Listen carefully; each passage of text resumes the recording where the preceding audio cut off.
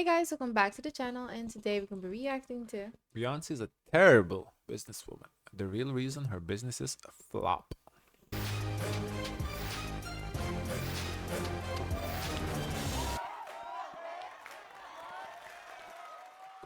For 2 decades, Beyonce has mastered the art of mystery, letting her music, visuals, and performances speak for her. But behind that diamond-polished image lies a truth the Hive rarely discusses. Some of Beyonce's business moves couldn't even debut on the Hot Mess 100. Bestie, you know you need to quit. Oh, Lord, here come the storm. Here come the Hive, baby. Oh, Lord. The Queen There's a lot of shade we're throwing here already. 38 seconds in, damn. has dabbled in multiple industries outside of music, and while some had initial bursts of hype, many quietly fizzled, ended prematurely, or vanished without explanation. In today's video, we'll be I don't know if they're, like pages of Beyonce hater, or they're doing this for like very negative engagement, because this is so far very biased. discussing the side of Beyonce's career she doesn't want the Bayhive to know about. But before we get into it, don't forget to scoop up something to munch on at rrgsnacks.com, our online concession stand that has an assortment of Applewood smoked bacon jerky, freeze-dried goodies, and That's butter toffee random. peanuts. When Beyonce announced her fashion That's line, House of random. Darion, in 2004, it marked her Who would like ambitious that? leap from music to fashion. Co-created with her mother, Tacky Tina, Tina Knowles. this Bestie, is you so mean. Don't be talking about that girl, Mama.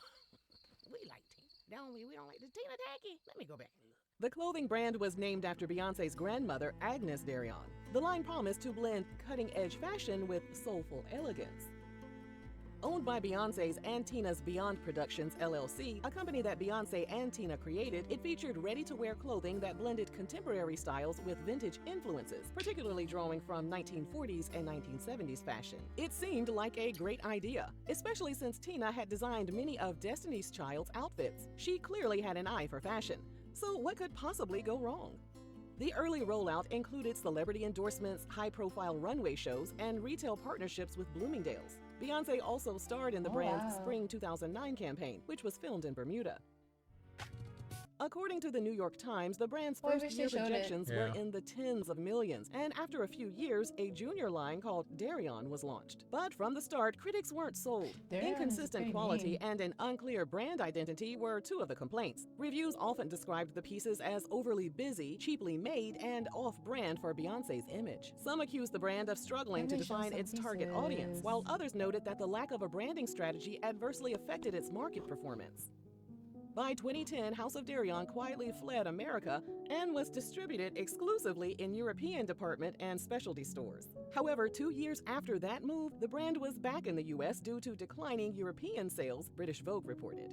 The brand's chief executive officer, Philip Davis, left the company, and Women's Wear Daily reported that several employees had their contracts terminated. And then the brand's junior line got discontinued, and House of Darion quickly followed suit. Beyonce never publicly addressed its demise. However, fashion insiders told The Guardian that the brand's failure stemmed from trying to ride too many trends at once, rather than building a signature style.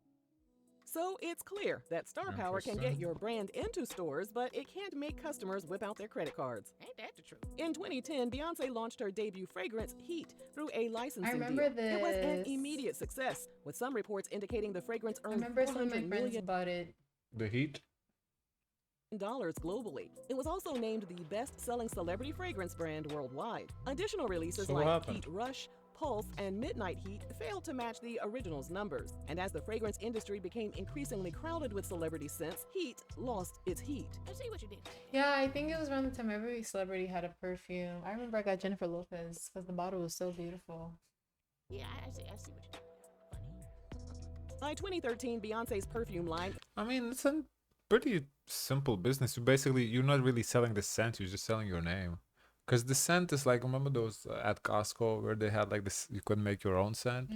So you basically, you play around, make a scent you like, and sell it. But nobody's really gonna buy it unless you have a name. So you're really selling your name.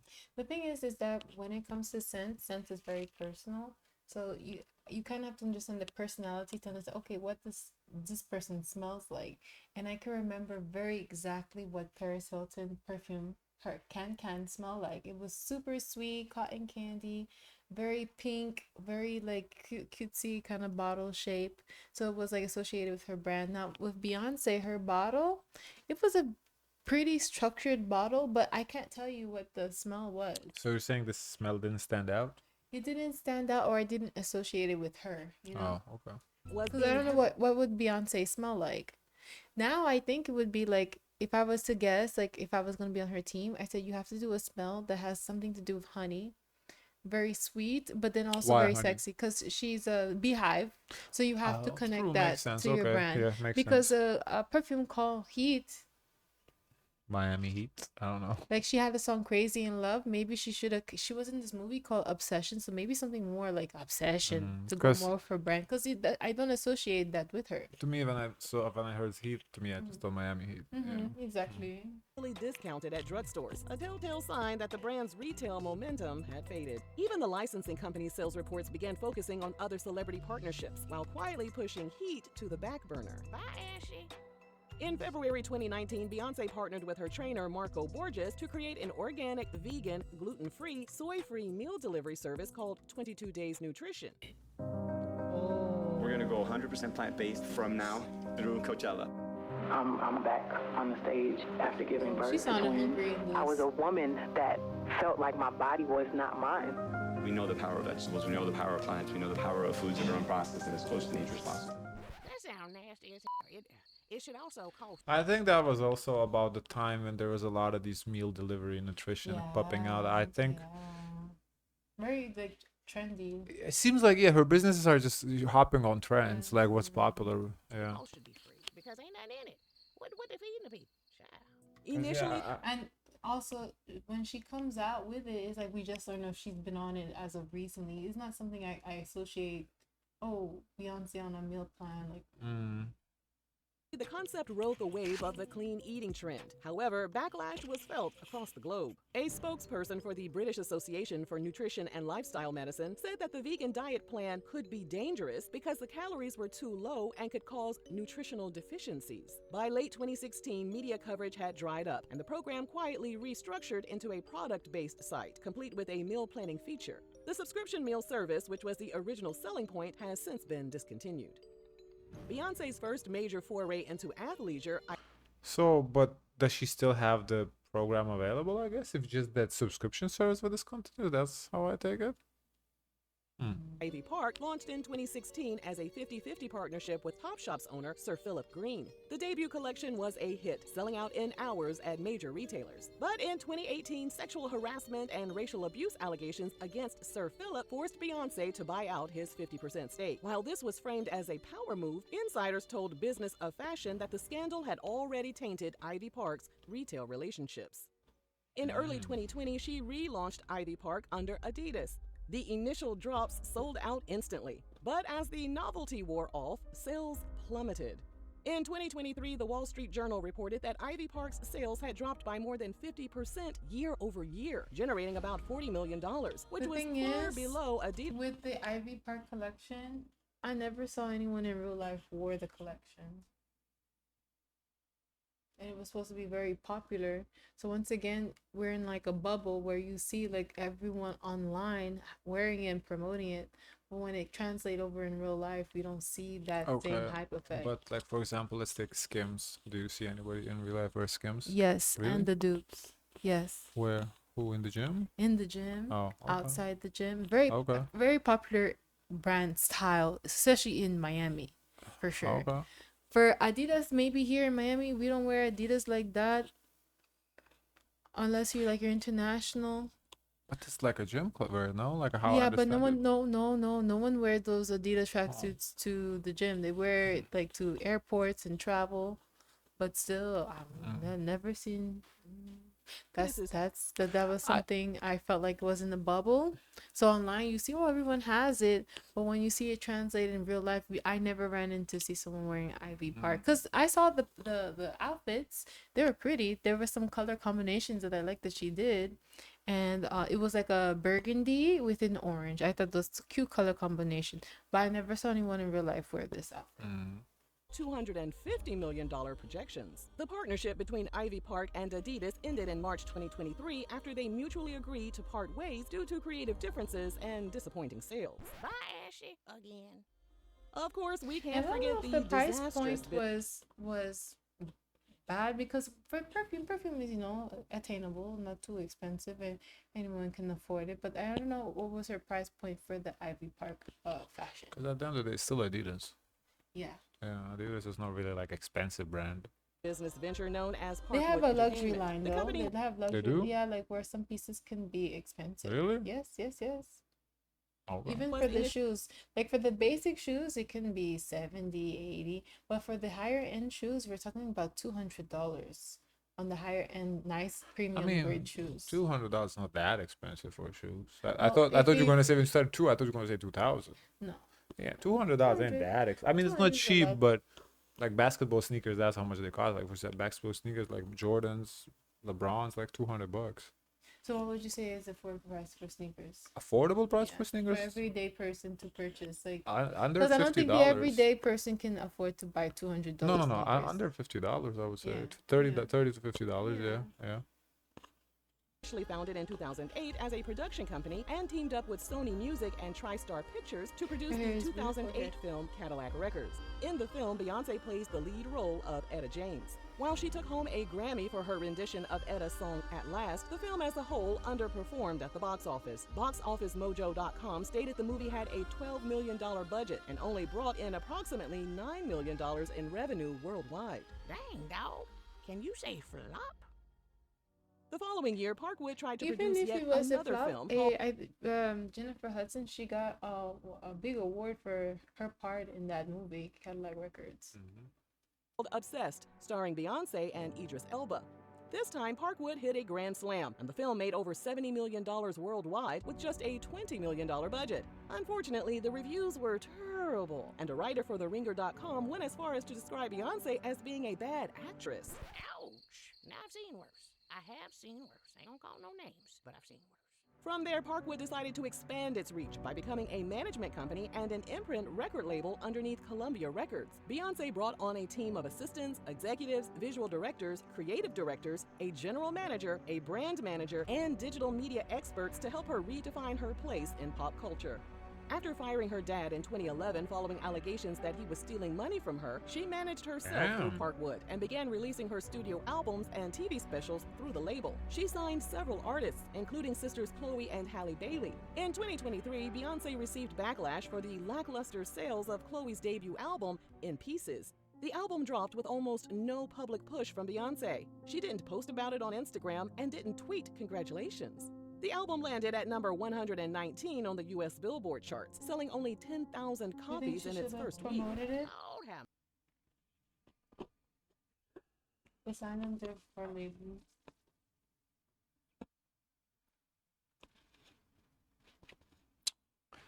I'll say this.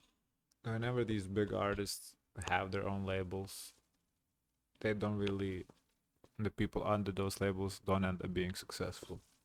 We're seeing the same thing with Eminem, who really, except for 50 Cent, who was on an up by himself, up and coming by himself, who Eminem brought, like, put on, really. Not put on is a bad word. He put on a lot of people, but who, like, blew up from his label? Nobody except for 50 Cent.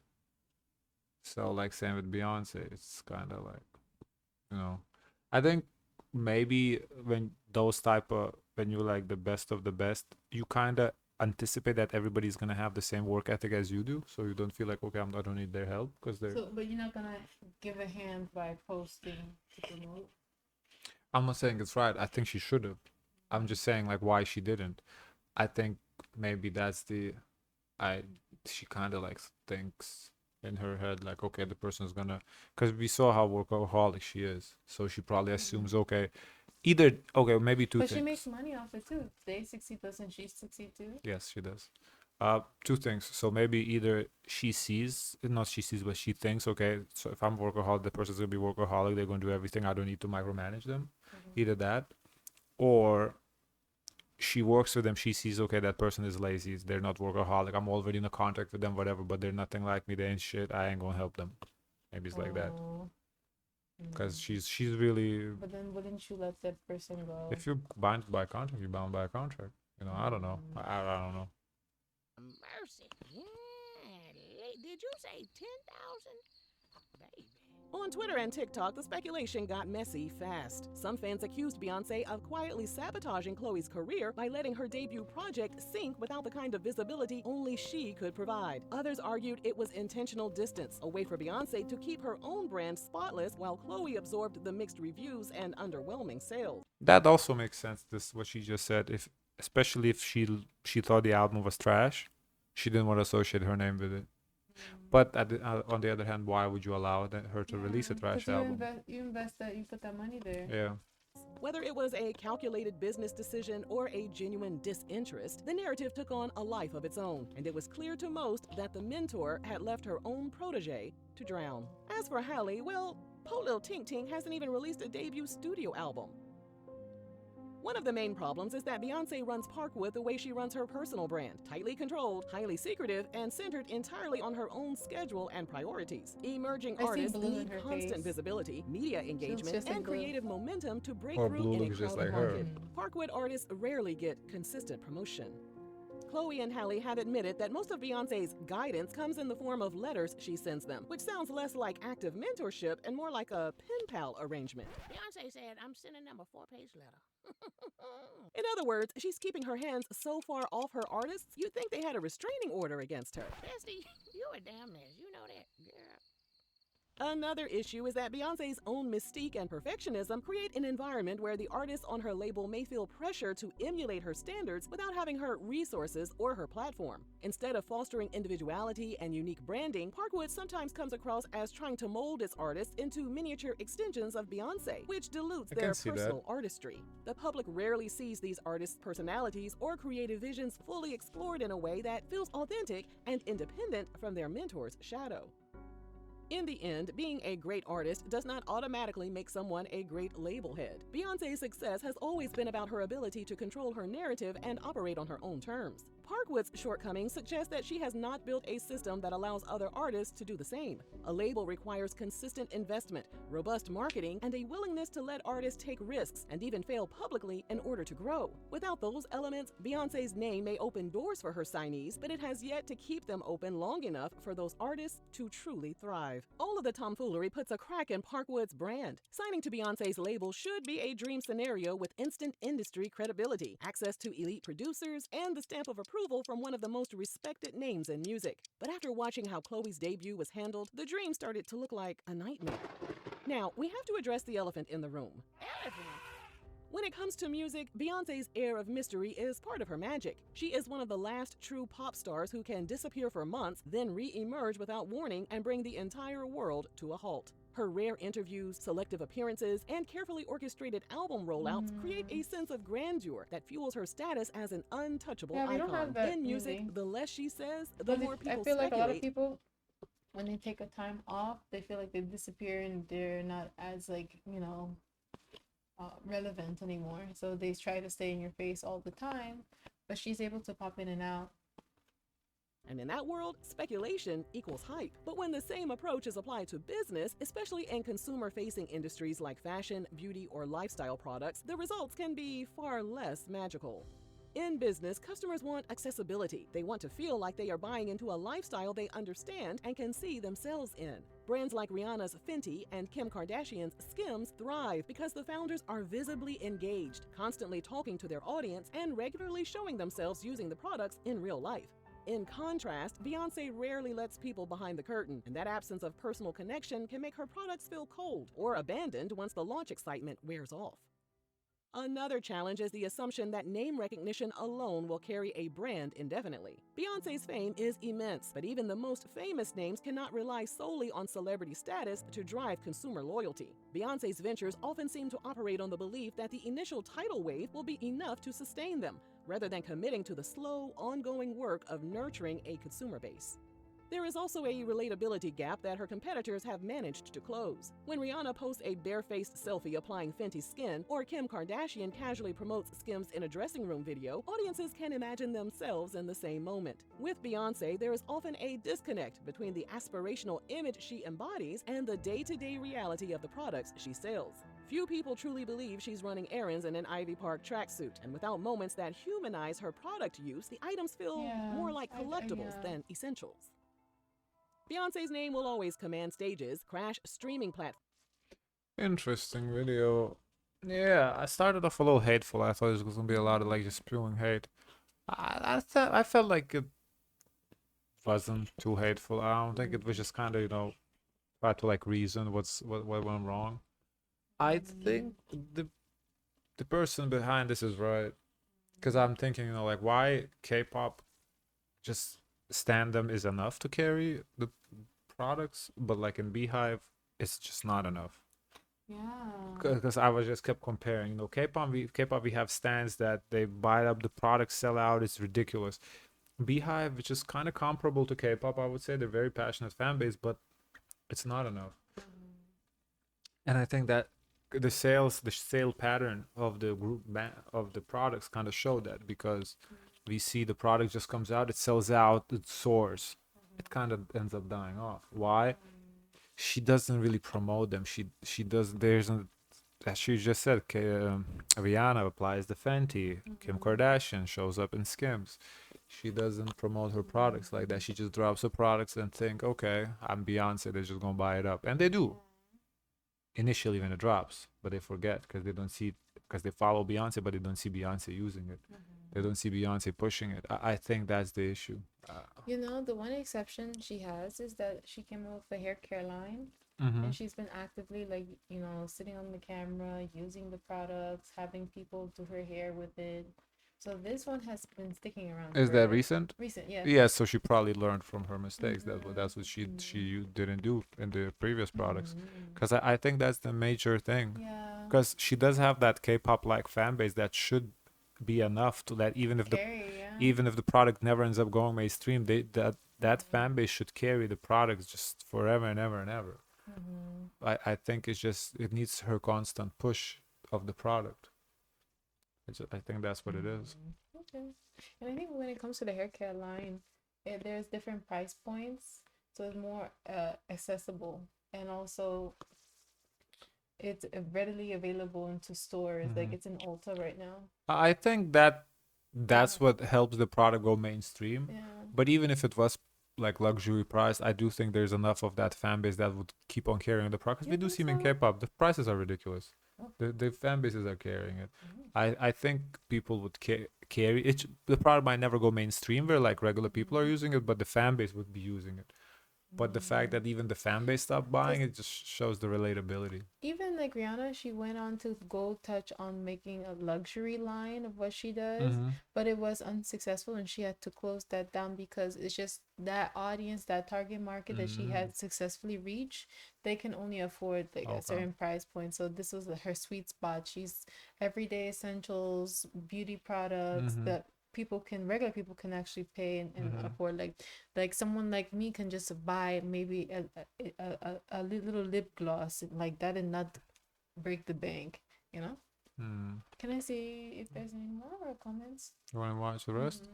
Forms and send entire stadiums into a frenzy. But in the business world, her track record tells a quieter truth. Again and again, the launches are explosive, the marketing immaculate, and the hype is unavoidable. Until it isn't. The lights fade, the partnerships dissolve, and the products vanish as if they never existed. Lord, All the Lord, pictures I you wonder can how associate long with them. sacred hair care will last. It doesn't erase her influence. It doesn't touch her legacy as a performer, but it does reveal Yeah, whatever. This is not saying nothing. Oh, let's see what the comments say. Her product launches always feel like a crash grab. Yeah. Her connection to the brand never feels organic. We didn't really learn about her hair journey till it was time to launch Secret. Same with Sir Davis. No one knew the backstory on that Beyonce even drank whiskey until the product launched. Oh yeah. Her mysterious presence really hinders her businesses. I think the reason why Rihanna left the music industry is because she found that Fenty was a more lucrative business without the hassle of dealing with music industry antics. Also, her business will outlast the music industry at some point. She drives the business with her creativity and relatability, her hot pants.